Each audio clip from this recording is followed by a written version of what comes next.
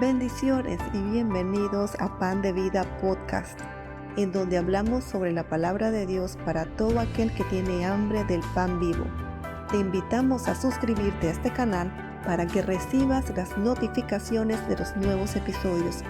Y a continuación, el mensaje de hoy. Desde hace unas semanas hemos estado trabajando sobre el temor de Dios, viendo lo que le es antagónico y lo que le es propio.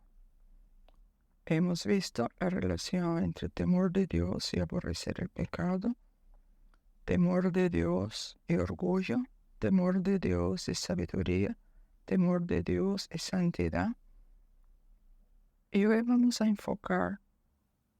enfocarnos en otra virtud asociada al temor de Dios.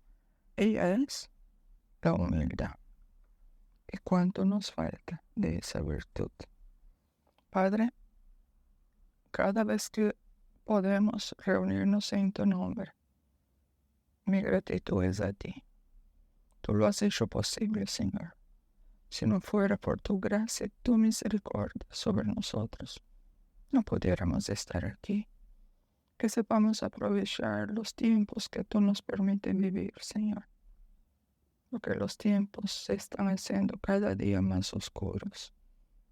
Menester es que estemos preparados para nuestro encuentro contigo. Abre nuestro entendimiento, que nuestro corazón hoy tú lo encuentres como una tierra fértil, Señor. Te lo pido y te doy gracias. En el nombre de nuestro amado Salvador, Jesucristo. Es interesante y curioso cómo el Señor nos hace recordar experiencias vividas en el ayer lejano, y que hoy las podamos ver en toda su cruda realidad. Y no es como la veíamos, es muy distinta. Quiero comentarles una situación que viví hace muchos años, más de 20 y pico de años. En aquella ocasión yo estaba asistiendo a un evento cristiano en una congregación que no era la iglesia donde yo me congregaba, y había terminado la exposición de la palabra y muchos pasaron adelante. Eso es usual para rendirse al Señor, para arreglar alguna cosa con el Señor o simplemente para adorar al Señor. Yo también pasé y fue un momento muy hermoso. Me acuerdo que yo estaba arrodillada y lloraba en la presencia de Dios, pero un llanto suave, porque su presencia se sentía muy dulce, muy tierna, pero en la presencia de Dios como que por lo menos mis ojos no pueden soportar y tienen que llorar en la presencia de Dios. Y en aquel escenario, un hermano de la iglesia gestora del evento se me acerca y comienza a orar por mí. Su oración fue una oración como si yo estuviera desesperada y a punto de cortarme las venas. Y le pedí a Dios que me diera paz porque yo estaba desesperada. No era cierto. Ni decir que aquello me molestó. Oh, sí me molestó. Y entre comillas, me sacó de la presencia de Dios. No obstante, aquel fue un momento permitido por Dios para enseñarme algo. En aquella noche el incidente no se quedó allí, fue más grave. Seguidamente fui a poner mi queja a una autoridad del evento. Después de aquel día, yo arreglé lo que había hecho con el Señor y lo dejé ahí. Pero ahora, trabajando en el tema de hoy, yo me acuerdo de aquel día y todavía te siento en mi corazón como un dolor por haber hecho eso. Lamento lo que hice. Si yo pudiera encontrarme con aquel hermano hoy, le pediría perdón por lo que hice, no por lo que él hizo, sino lo que yo hice. La acción de él fue un error, pero la motivación fue buena. Él quería ayudarme, porque él asumió que yo estaba desesperada. pero lo que yo hice sí fue muy grave y ya no puedo, ni siquiera sé cómo él se llama. Y probablemente porque en aquella época él era bastante mayor que yo. Probablemente ya se habrá ido con el Señor, no lo sé. Y hoy yo veo que mi actuación de aquel día fue como similar a los fariseos de la época de Jesús.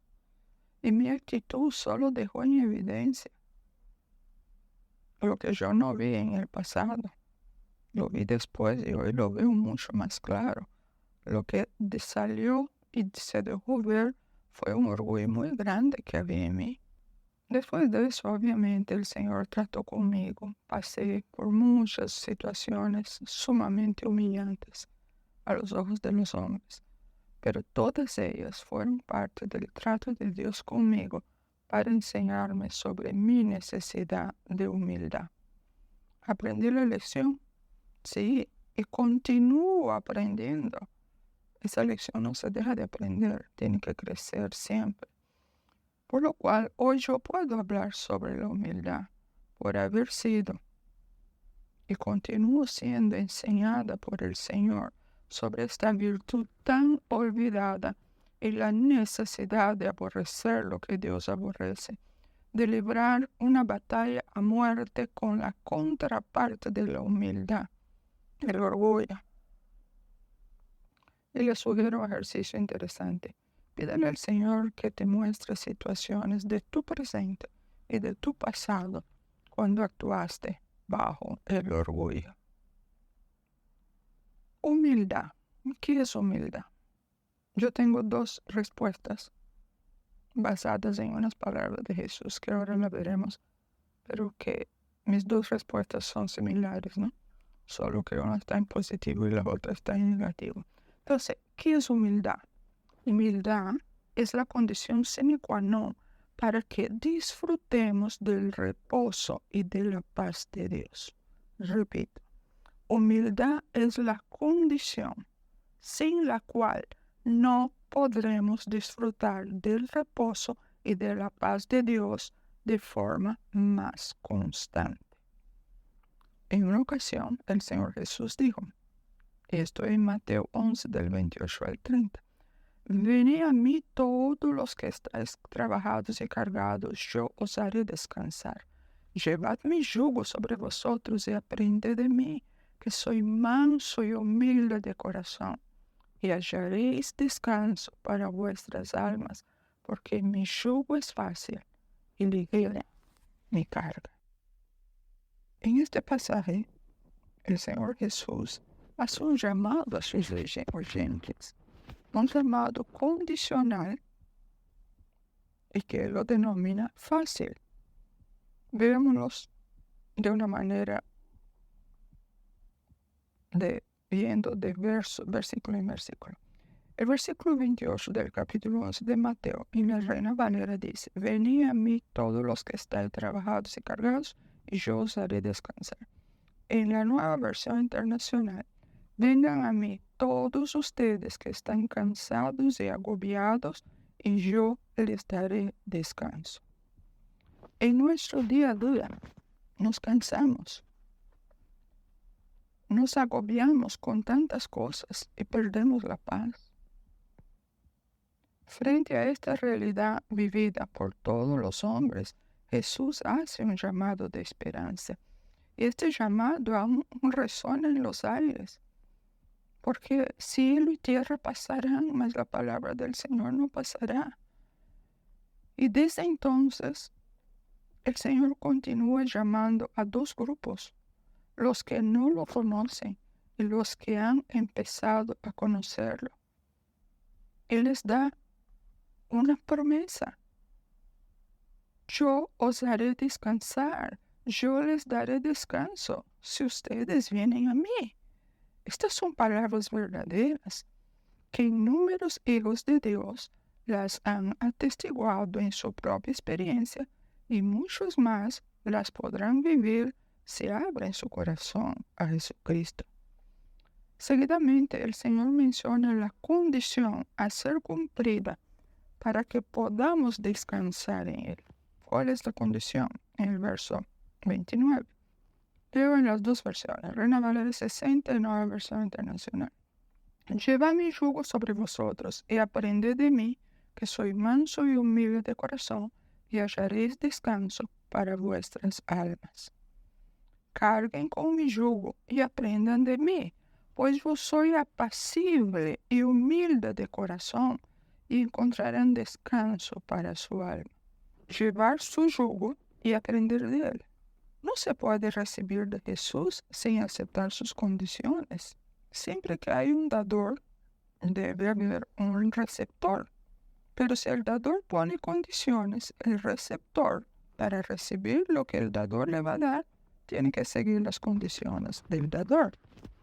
Por eso yo digo, no se puede recibir de Jesús sin aceptar sus condiciones. Él es el dador. Nosotros somos los receptores si aceptamos sus condiciones. Ahora bien, ponga atención a eso. Jesús es manso, apacible. ¿Qué significa eso? Nunca el Señor te tratará de forma desabrida. El Señor no será grosero contigo. El Señor nunca te insultará.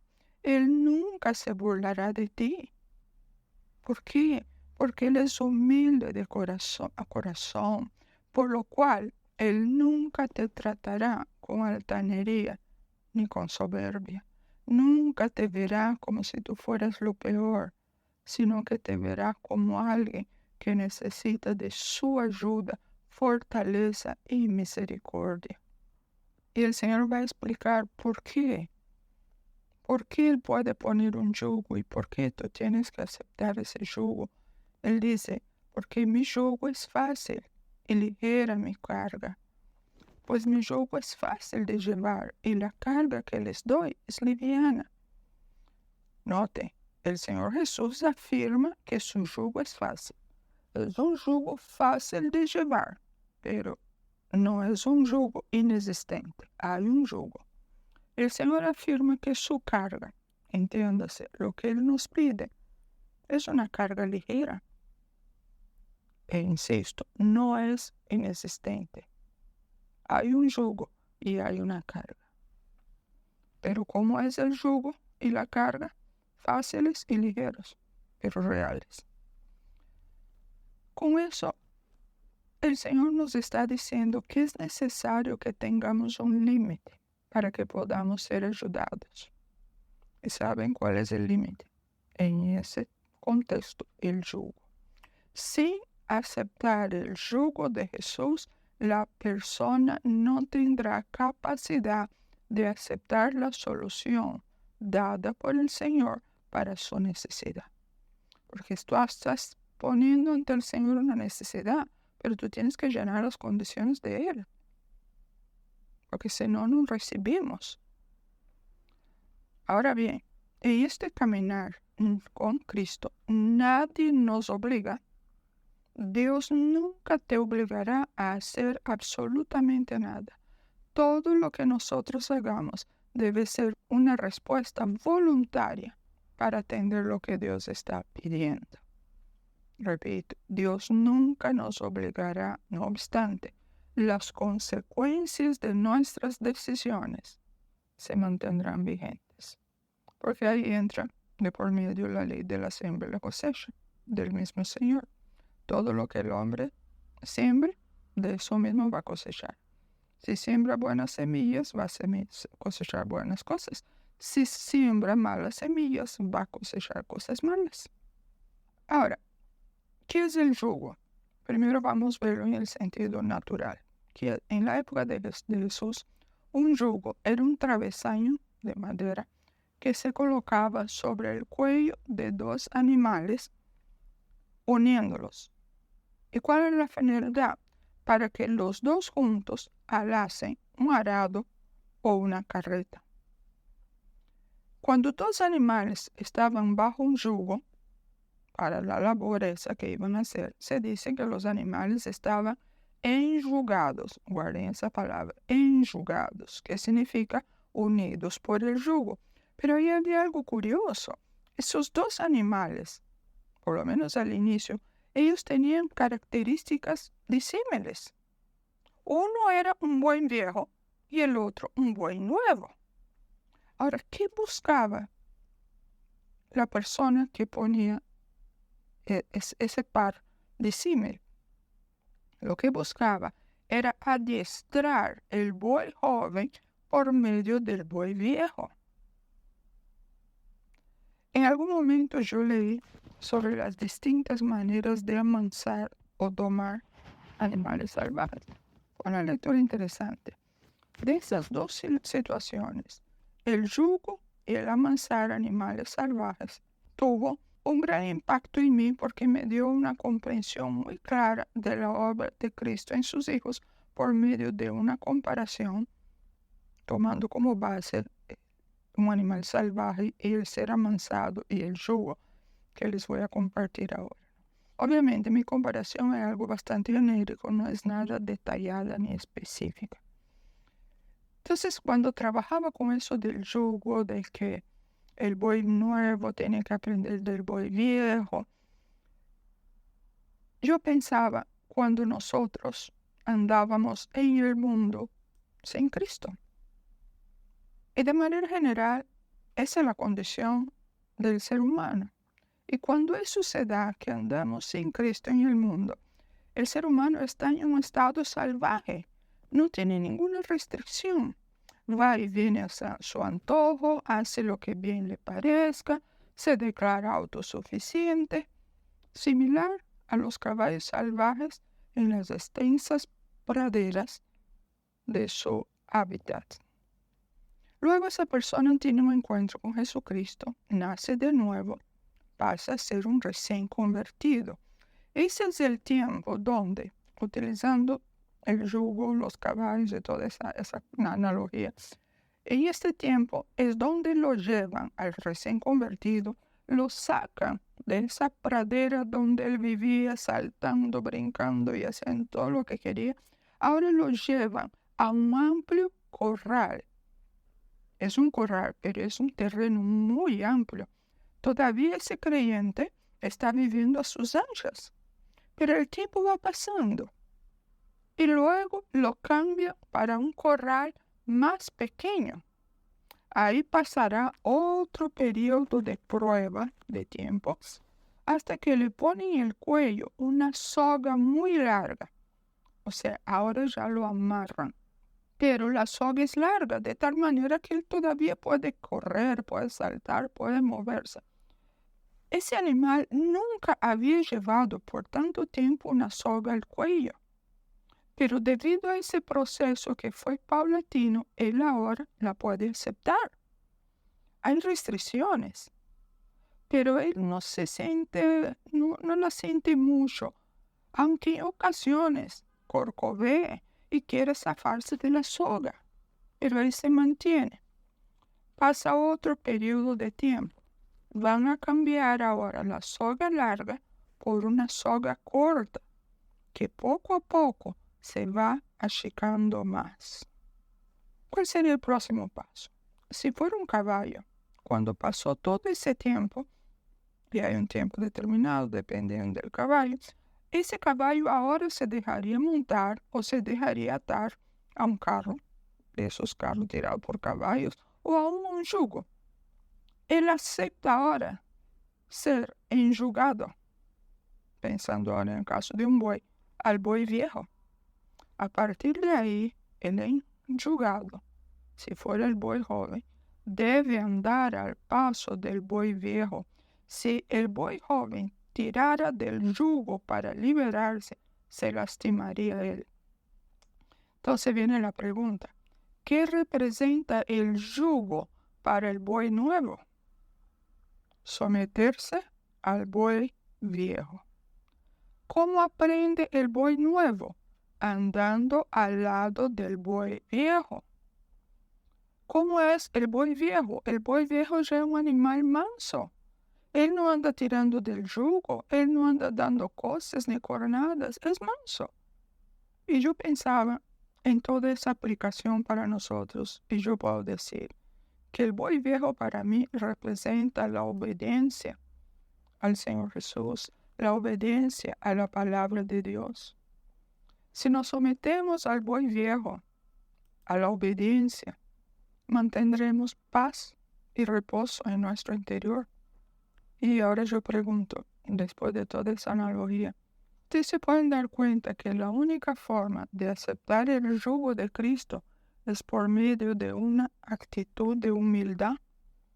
Sin humildad no podemos aceptar el yugo del Señor sobre nosotros, ni tampoco estar bajo este yugo. De allí que sin humildad no podremos experimentar la paz de Dios como el Señor quiere que la experimentemos. Algunos podrán decir, no, pero a veces yo tengo paz. Ese es el problema. El Señor no nos ha llamado a tener paz de vez en cuando, sino tener la paz siempre. El que tenía paz es aquel que estaba en el corral grande, después del corral chico, después la soga larga. En la medida, y guarde eso en su memoria, en la medida que crezcamos en humildad delante de Dios y de los hombres, más nos mantendremos en la paz y en el reposo de Dios. Humildad, aquí viene la definición, es la obra de Dios en sus hijos, llevándolos a aceptar el yugo de Jesucristo sobre sus vidas.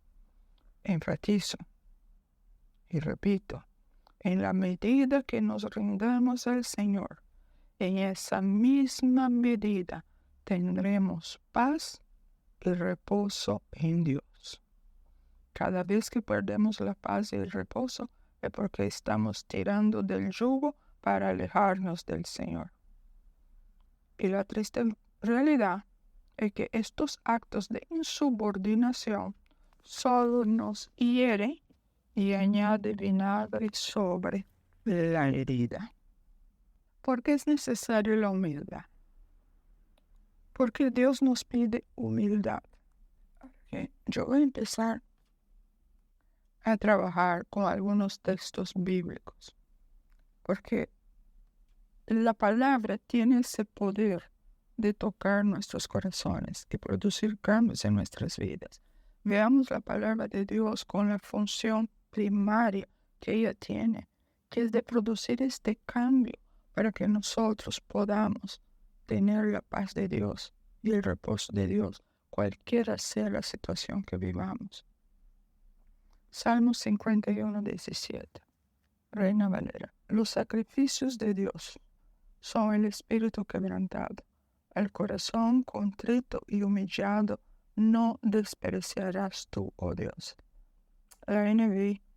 El sacrificio que te agrada es un espíritu quebrantado. Tú, oh Dios, no desprecias al corazón quebrantado y arrepentido. Quebrantado aquí en el significado, fue el significado de humillado. Salmo 147, 6. Jehová exalta a los humildes y humilla a los impíos hasta la tierra. El Señor sostiene a los humildes, pero hace morder el polvo a los impíos. Salmo 138, 6. Porque Jehová es excelso y atiende al humilde, mas al altivo mira de lejos. Aunque el Señor es grande, se ocupa de los humildes, pero se mantiene distante de los orgullosos. El Señor nos pide humildad, porque Él atiende y exalta a los humildes.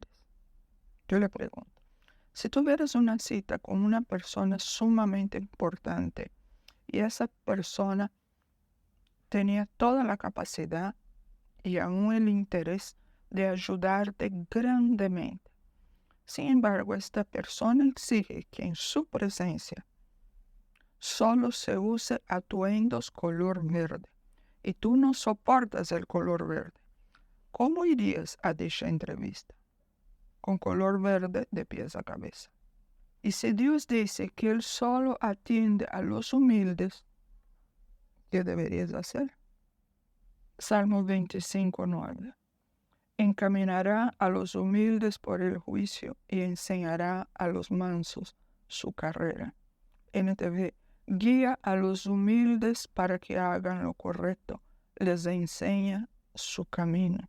Los humildes reciben dirección y gracia de Dios. Algunos dicen, Dios no me habla. Y yo te pregunto, ¿qué predomina en ti? ¿Orgullo o humildad? Proverbios 15:33. El temor de Jehová es enseñanza de sabiduría, y a la honra precede la humildad. Preceder significa anteceder, venir antes de. El temor del Señor imparte sabiduría. La humildad precede a la honra. ¿Qué significa eso? Que antes que venga la honra de Dios, debe haber humildad. Proverbios 29:23. La soberbia del hombre le abate, pero al humilde de espíritu sustenta la honra. La NTV dice, el orgullo termina en humillación, mientras que la humildad trae honra. La humildad trae honra y sabiduría. Ahora bien, si la humildad trae honra y sabiduría, ¿qué ocasiona la falta de humildad? Ok, busca antónimos de honra y busca antónimos de sabiduría y tendrá la respuesta. La pregunta es, si la humildad trae honra y sabiduría, ¿qué ocasiona la falta de humildad? Proverbios 11:2. Cuando viene la soberbia, viene también la deshonra, mas con los humildes está la sabiduría. El orgullo lleva a la deshonra, pero con la humildad viene la sabiduría. Aquí está la respuesta de la pregunta anterior. Salmo 75:7. Mas Dios es el juez. A este humilla y a aquel enaltece. Fíjense, no es el hombre que va a dictaminar que tú eres orgulloso, aunque a veces nuestras actitudes muestran a gritos lo que somos. Pero Dios ve aún las intenciones de tu corazón, aún tus pensamientos, y el Señor sabe exactamente cuando hay orgullo. Wow, nosotros tenemos un Dios que escudriña todo. Salmo 18:27, hablando Dios, porque tú salvarás al pueblo afligido y humillarás a los ojos altivos. Pelea contra el orgullo, contra la soberbia, contra la altivez. Eso es grave a los ojos de Dios. Mateo 23:12, palabras de Jesús. El que se enaltece será humillado. El que se humilla será enaltecido. Isaías 2:11. La altivez de los ojos del hombre será abatida, y la soberbia de los hombres será humillada, y Jehová solo será exaltado en aquel día. Isaías 5:15. Y el hombre será humillado, y el varón será abatido, y serán bajados los ojos de los altivos. ¿Qué ocasiona la falta de humildad? Deshonra, humillación, y aleja al hombre de Dios. Y surge una pregunta muy interesante de todo eso. ¿Cómo logramos la humildad? Hay dos maneras de general. Esas son las dos maneras, de ahí derivan las otras. Hay solo dos maneras para lograr la humildad, por las buenas o por las malas. Y ustedes conocen esta expresión, ¿verdad? Cuando alguien dice, yo lo voy a hacer por las buenas o por las malas. Entonces la humildad se logra por las buenas o por las malas. Ahora, ¿cómo es por las buenas? Voy a mencionar unos versículos y a ver si ustedes sacan de ahí qué tienen que hacer de acuerdo a lo que yo leo. Aquí estamos hablando de lograr la humildad por las buenas, lograr la humildad por las buenas. Proverbios 16:9. Mejor es humillar el espíritu con los humildes que repartir despojos con los soberbios. 1 de Pedro 5:6. Humillaos bajo la poderosa mano de Dios, para que Él los exalte cuando fuere tiempo. 2 de Crónicas 7:14. Sí, se humillare mi pueblo, sobre el cual mi nombre es invocado, y oraren y buscaren mi rostro, y se convirtieren de sus malos caminos. Entonces yo oiré desde los cielos, y perdonaré sus pecados, y sanaré su tierra. Pero ¿qué es lo primero que tiene que hacer el pueblo? Sí, se humillare. Entonces, ¿cuál es la respuesta? ¿Cómo logramos la humildad de acuerdo a estos versículos que les leí? Y eso es por las buenas, ¿eh? Humillándonos a uno mismo. Cada uno tenemos que humillarnos a nosotros mismos. ¿Y cómo se hace eso? Ahora voy a hablar de eso. Ese por las buenas es como cuando el papá dice, ¿lo haces tú o lo hago yo? Y el niño sabe que si mi papá lo hace, ay, la vida me va a venir la grande encima. Entonces él prefiere hacerlo. Entonces es lo mismo. Dios trabaja en sus hijos para producir en ellos, entre otras cosas, humildad. Porque su contrario no va a haber en la eternidad con Dios, créame. Allá no va a haber orgullo. Allá va a haber solamente humildad. Y el Señor nos manda humillarnos a nosotros mismos. ¿Qué otra forma? También por las buenas. Es practicando la humildad.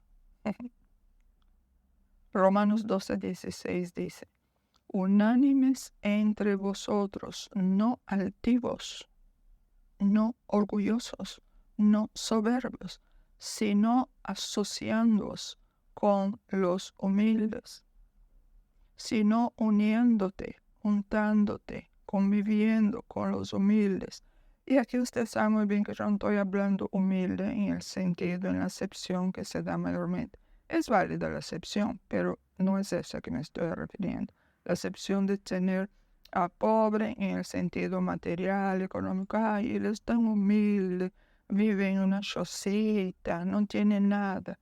No, ese humilde que vive en esa chocita puede ser una persona muy orgullosa. Y una persona humilde que vive en un palacio no será orgullosa. No es el entorno lo que le hace el hombre. Lo que hace el hombre, lo que él es en su interior. Filipenses 2:3-4.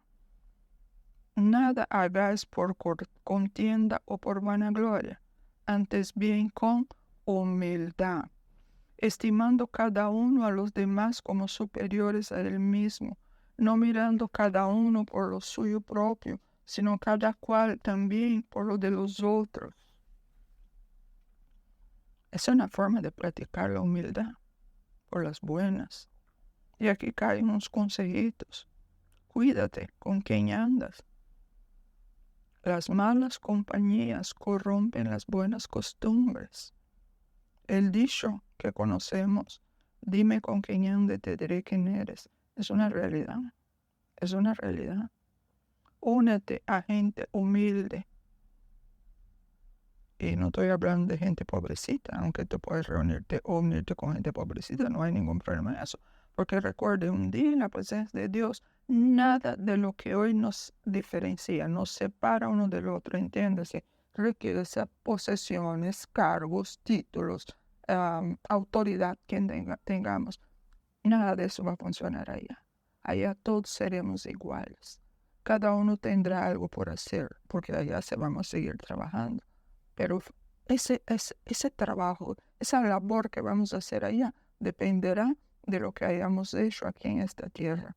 Y no solo lo que se ve, sino lo que el Señor ve en el corazón, en los pensamientos. Y tiene mucho que ver con el tribunal de Cristo. No ve a los demás como inferiores a ti. Porque, ¿saben? A los ojos de Dios no lo son. Tú puedes ser una persona pudiente, ilustrada, tener doctorados y tener un puesto de autoridad o ser el presidente de una empresa importante. Y tú tienes ahí un aseador. A los ojos de Dios, los dos son iguales. Él no es inferior a ti. Lo que él hace es inferior a lo que tú haces. Donde Él vive es inferior a cómo tú vives. Pero esas cosas nadie se las lleva cuando muere. Todo eso se queda aquí. Lo que tú llevas cuando mueres es lo que tú fuiste y con quién te uniste. De ahí que la principal persona a la que debemos unirnos en cuerpo, alma y espíritu es a Jesucristo. No mires solo por tus intereses. Decídete a actuar con humildad. Al principio será una acción premeditada y consciente, pero después de tanto repetirlo, lo harás sin siquiera pensarlo. ¿Por qué? Porque se habrá vuelto un hábito. Efesios 4:2. Con toda humildad y mansedumbre, soportándoos con paciencia los unos a los otros en amor. Colosenses 3:12 y 13. Vestíos pues como escogidos de Dios, santos y amados, de entrañable misericordia, de benignidad, de humildad, de mansedumbre, de paciencia. Así como nos vestimos físicamente, así debemos vestirnos de humildad. Nadie se hace humilde si no se propone serlo. Y en el acto de soportarnos, estaremos poniendo en práctica la humildad. Y aquí quiero comentarles algo. A veces una persona hace algo y eso te cae súper mal. Y tú puedes poner una cara como que, ok, pero por dentro tú estás como echando chispa, ¿no? Pero en ese momento, acuérdate de cuántas veces tú te portaste igual con A o B persona y Dios fue misericordioso contigo. Cuando nosotros empezamos a entender la misericordia con la que Dios nos trató, cuando Dios pasó por alto tantas cosas, y uno se da cuenta, yo tengo muchos años de caminar con el Señor, cuando yo miro hacia atrás, yo veo cuánto el Señor me aguantó. Y en aquel entonces yo no veía lo que yo hacía, yo no tenía conciencia de lo que yo hacía era malo a los ojos de Dios. Ya era cristiana, pero lo hacía. Y el Señor nunca me echó eso en cara. El Señor nunca me dijo, tú eres y es. No, siempre me animó, me alentó. ¿Por qué? Porque Él me había comprado a precio de sangre. Y eso es lo que uno tiene que tener en mente cuando uno trata con las personas. Las personas cometen errores, las personas son toscas, las personas dicen o hacen lo que no debe ser, pero tú y yo pasamos por ahí también. Entonces, si hemos pasado por ahí y Dios no nos fulminó, ni nos condenó, ni nos mandó para el infierno, sino que siguió paciente con nosotros, levantándonos, enseñándonos cuando caíamos, animándonos cuando nos desanimábamos. Seguía contigo, aun cuando muchas veces nos portábamos como una bestia delante de Él. Entonces, cuando Él hacía todo eso, porque yo no puedo hacer lo mismo, porque nos falta humildad. Nos falta humildad. Y para que haya humildad, no es pedir humildad. La humildad no se logra así, en pedir. Tú puedes decir, Señor, yo añoro, yo quiero que haya humildad en mí, que yo tenga un corazón humilde. Yo quiero eso, Señor. Pero eso no va a ser porque el Señor, varita mágica. No. ¿Cómo se logra la humildad? Muriendo el orgullo, reconociendo el orgullo. Ahí está el secreto. Por eso es importante combatir el orgullo, porque cuanto más combate el orgullo, va teniendo un poquito más y más de humildad. Como les dije, podemos aprender la humildad por las buenas y por las malas. Las malas, el Señor puede usar cualquier situación muy particular con cada uno. Como yo le dije, yo pasé por muchas situaciones que a mis ojos humillantes, a los ojos del mundo. Pero aprendí muchas cosas.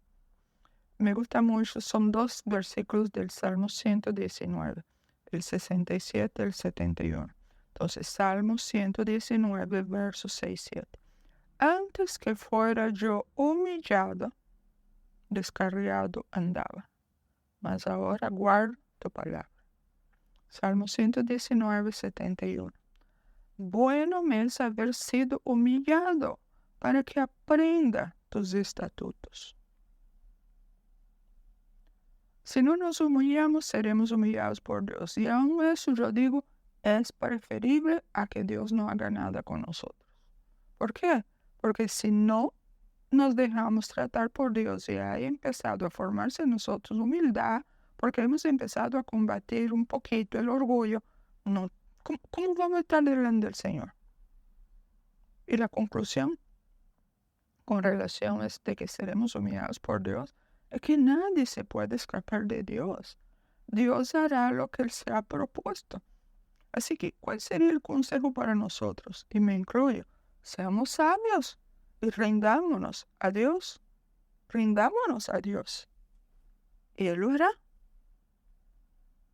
Ahora yo quiero mencionar algunas conclusiones que yo llevo de todo eso, de lo que es relacionada a la humildad, ¿verdad?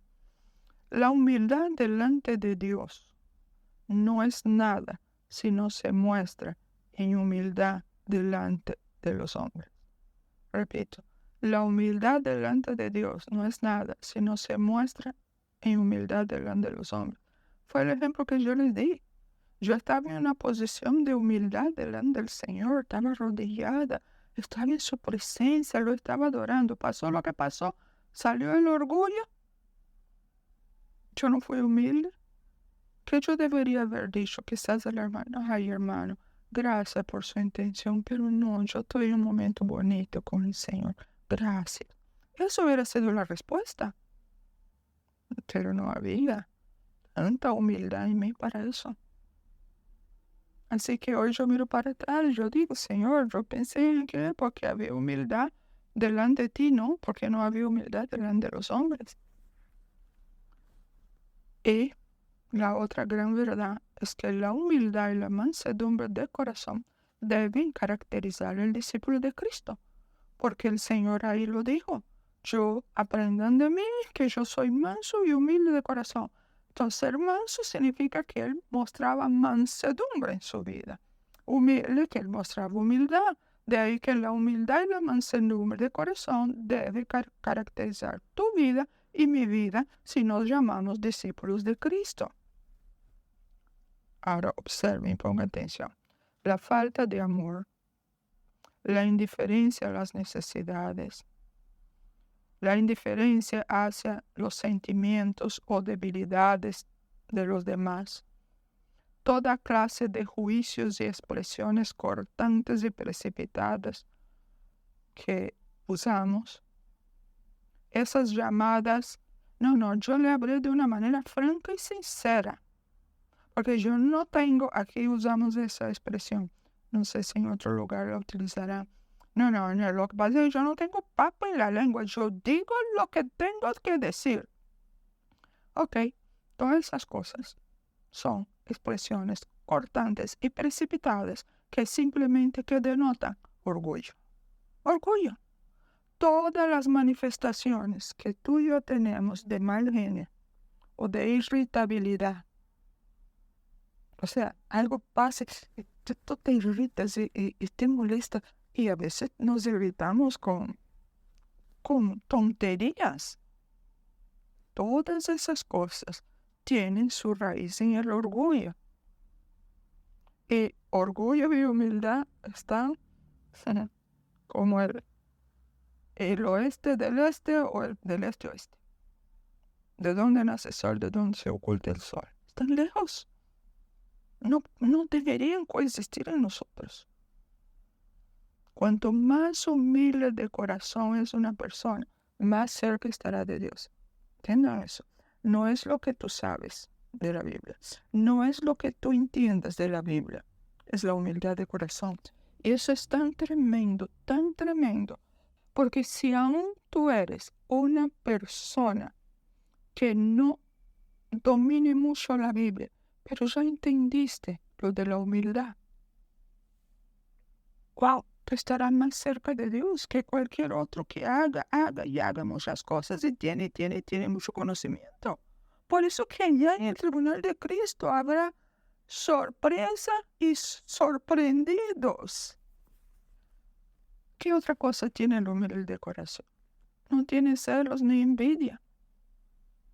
Fíjense, mis hermanos, cuando tú oyes hablar algo de una persona, sí, porque mira, el Señor le dio tal cosa, y tú enseguida dices, sí, pero él anda en cosas raras. ¿Sabe lo que está viendo ahí? ¿Qué significan esas palabras en tu boca? ¿Celos o envidia? Uno de los dos. ¿Qué pasa cuando alguien prefiere a otra persona y no a ti? ¿Puedes alabar a Dios cuando eso suceda? ¿O tu corazón como que se contrae y renuncia a todo? Eso es orgullo. Y si nosotros no vemos que estas cosas son orgullo, ni siquiera vamos delante de Dios decir, Señor, yo todavía no puedo entender eso como orgullo, pero Señor, abre mi entendimiento, hazme ver eso como tú quieres que yo vea.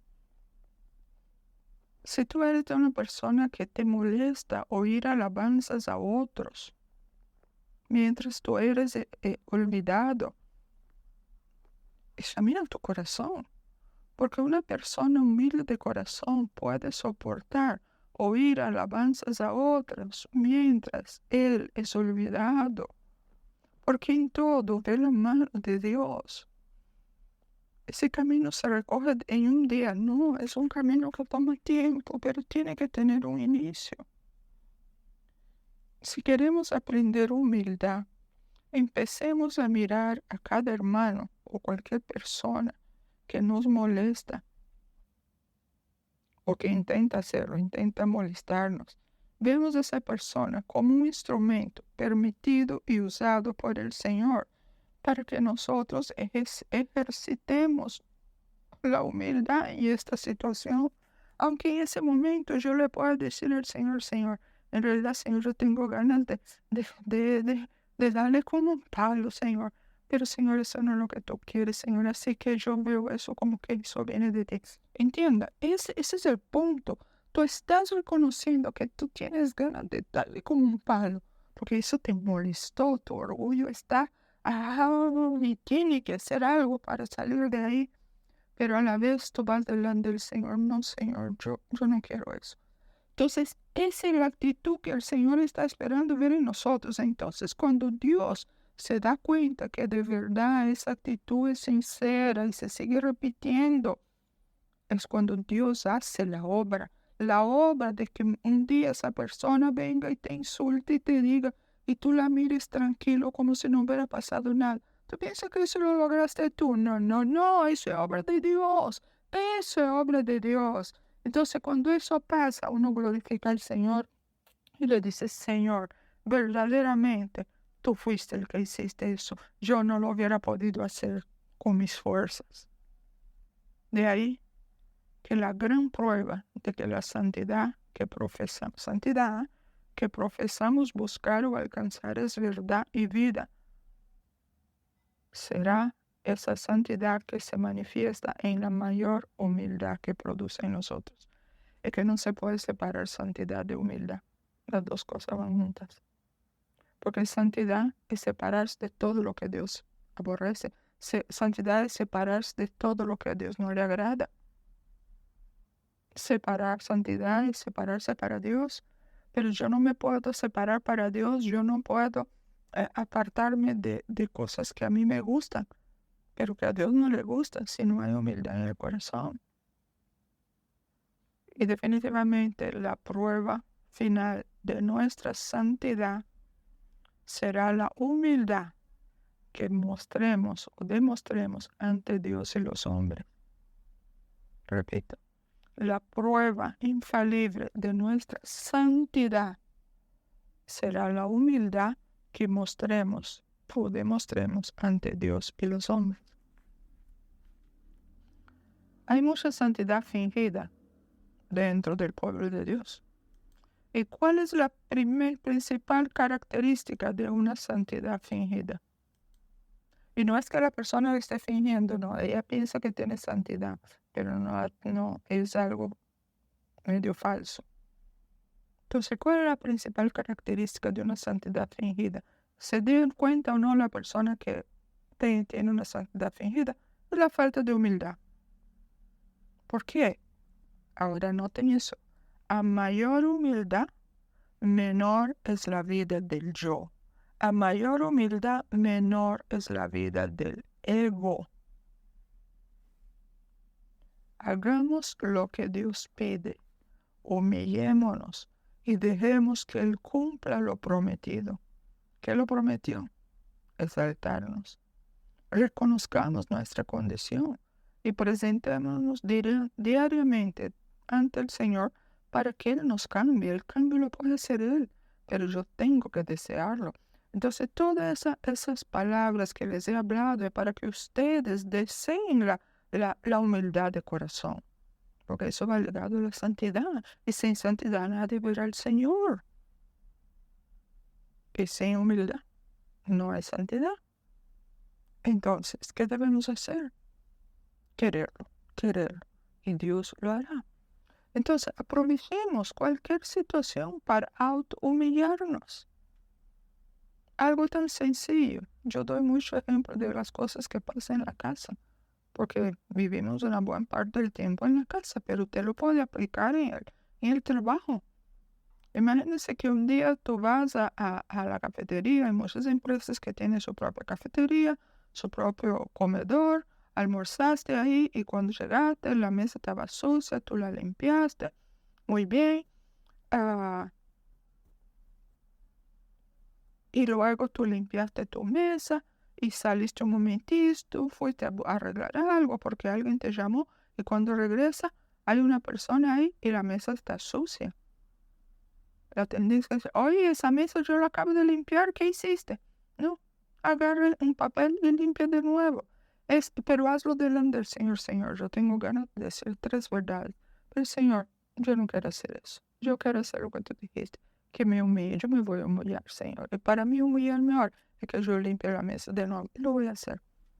Porque en ese momento tú has tenido conciencia de que eso para ti es una humillación. Y es lo que el Señor nos enseña, lo leímos. Humillaos pues bajo la mano poderosa de Dios para que los exalte. Cuando fuere tiempo, ¿cuándo va a ser el tiempo? Cuando tú empiezas a vencer esas cosas. Cada vez que uno se siente humillado, y ustedes saben de lo que estoy hablando, porque todos nos hemos sentido humillados en diferentes entornos, circunstancias, razones o motivos. Todos. ¿Por qué uno se siente humillado? ¿Quién es el que se siente humillado? Ese es el orgullo. Cuando tú te sientes humillado, cuando todos nos sentimos humillados, ahí está el orgullo. El orgullo está gritando porque el orgullo no soporta ser humillado. Que eso te sirva de termómetro. Cada vez, yo he aplicado eso, y todavía lo aplico. Cada vez que nos sintamos humillados, es porque ahí hay un mensaje de Dios. Aquí hay mucho orgullo. Y con eso es fácil de trabajar con el orgullo. Y la otra manera también que se disfraza el orgullo. El orgullo es tan sutil, mis hermanos, tan sutil que él tiene todo un guardarropa, un closet de vestidos para disimularse. Pero todos, adentro siempre está el orgullo. Cuando uno es muy, vamos a decir, uno se siente mucho. Ay, no, es que ella fue muy brusca conmigo. Ay, es que yo soy muy sensible. Yo les digo a ustedes que yo llamo eso sensiblería. Es orgullo, ¿sabe? El orgullo no es solo el que grita. Es el que también se cobija bajo una capa de pobrecito yo. Mira cómo me trataron. Mira lo que hicieron conmigo. Y cuando uno empieza a contarle a otras personas, sí, porque mira, tú sabes lo que me hizo tal persona. Sí, me hizo eso. ¿Qué es lo que estamos buscando? Que la persona te aplauda. Ahora, si la persona anda también con una vestidura adecuada del orgullo del día para ella te va a apoyar. Ay, sí, tienes razón. Yo hubiera dicho lo mismo y hasta más. orgullo. Entonces, usemos esas oportunidades. Por ejemplo, cuando tú vas a un lugar y está en la fila y viene alguien y te pasa por delante y se ubica ahí adelante, la tendencia nuestra, ¿cuál es? Oiga, señor, oiga, señora, su puede avisar ahí atrás. ¿Usted está pasando? No, Señor, eso me molesta, Señor. Pero reconozco que eso también es parte de lo que tú quieres hacer conmigo, Señor. Esas son acciones de autohumillación. Y repito, no es porque tú haces eso que tú cambies, no. Cuando tú haces estas cosas, Dios te cambia a ti. No le quitemos la gloria a Dios. El cambio interior que ocurre en la vida de un hijo de Dios solamente es por la obra de Dios en nosotros. La gracia y la misericordia de Dios todavía operando en nosotros y se ve ese cambio. Gracias, Señor, yo te doy esta noche. Gracias, Señor, porque tú nos tomas de la mano y nos guías según tu consejo, Señor. Y aún esta palabra tuya, porque eso es parte de tu palabra, está en las Escrituras. Ese contenido, Señor, nos toma de la mano y nos guía según tu consejo. Bendito Dios, es lo que tú haces en cada uno de tus hijos, en ese proceso de cambiarnos, Señor, de transformarnos. Oh, Señor, es tu obra. Qué cosa más hermosa. Así que, Señor, mi clamor ahora por todos nosotros, todos los que escuchen, Señor, este mensaje. Que sí, Señor, sigue tomándonos de la mano, sigue guiándonos según tu consejo, porque queremos un día estar en tu presencia. Queremos un día, Señor, mirar tu rostro. Queremos un día, Señor, conocerte como ahora no te conocemos. Oh, Señor, si queremos de ti, ayúdanos, Señor. Perdona, Señor, todas aquellas veces que fuimos como una bestia delante de ti. No entendíamos, Señor, y ahora podemos entender cuando tu palabra dice: ¿quién subirá al monte santo de Dios? Aquel que es limpio de corazón, aquel que no ha participado de cosas indebidas. Señor, eso es lo que quiero. Yo quiero estar en tu presencia, Señor. Así que ven, Señor Jesús, examina mi vida. Y que esa, Señor, sea la oración de cada uno de nosotros, día tras día, porque tú eres el hacedor. Señor, aún este punto, cuando tu palabra dice que tú eres el alfarero, sí, Señor, es esa obra que tú haces internamente en nosotros y nos va transformando, Señor, transformando. Y esta es la señal para nosotros mismos de que estamos creciendo en tu conocimiento, en tu amor y en tu verdad cuando vemos los cambios, Señor. Y porque muchas veces al principio solo nosotros vemos los cambios y tú obviamente, los demás no lo notan.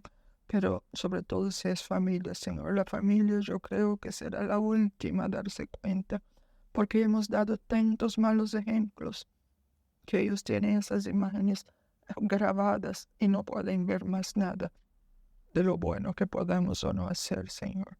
Pero así como tú has sido misericordioso con nosotros, tú serás misericordioso con nuestras familias y ellos también, Señor, llegarán a tu conocimiento y a tu verdad. Y te damos gracias, Señor, porque día tras día tú nos enseñas, día tras día tú perfeccionas la obra que empezaste en cada uno de nosotros. Gracias, Señor, en Cristo Jesús, nuestro gran Salvador.